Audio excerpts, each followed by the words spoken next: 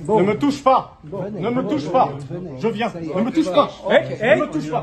Ne me touche pas. Ne me touche pas. Ne me touche pas. Ne me touche pas. Ne me touche pas. Ne me touche pas. Ne me touche pas. Ne me touche pas. Ne me touche pas. Ne me touche pas. Ne me touche pas. Ne me touche pas. Ne me touche pas. Ne me touche pas. Ne me touche pas. Ne me touche pas. Don't touch me. Don't touch us, Boyki. Boyki, come with me. Don't touch. Come with me.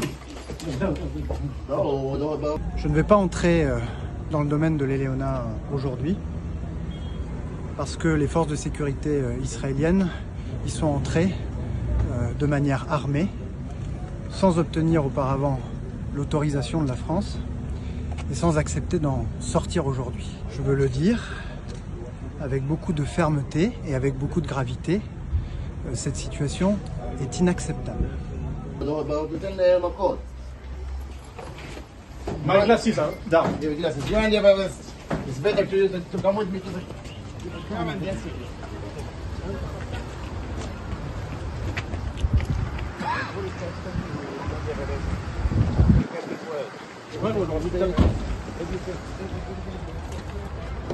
Les militaires français qui sont sur un terrain qui est français, puisque... Oui, et puis qui avait un statut diplomatique, donc absolument. Il faut bien le dire. Donc, en plus, à Jérusalem-Est, donc ça explique sans doute beaucoup de choses.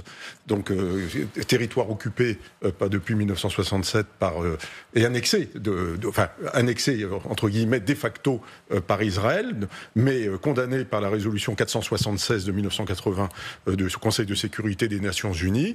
Et donc là, bien, Israël démontre, ou essaie de démontrer par la force que, eh bien, il est chez lui partout et il peut faire n'importe quoi.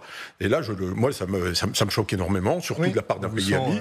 Et là, on a affaire à un État voyou. Là, clairement, en dehors de tous les clous diplomatiques. Pour vous, c'est un fait exprès. Et ça ne peut pas être un quiproquo.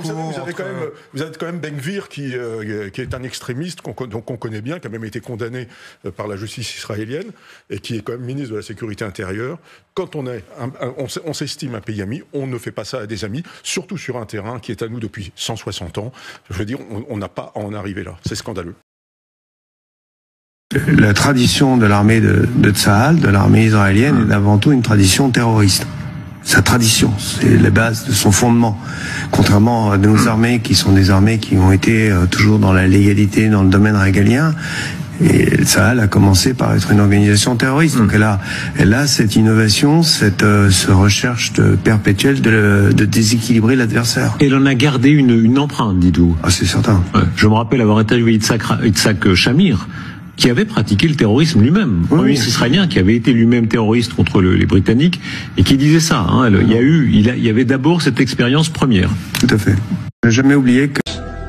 You're about to be pulled into a war with Arabs, with the Muslim world, and you're going to be made to believe that something horrible that happened to you was done by the Muslims.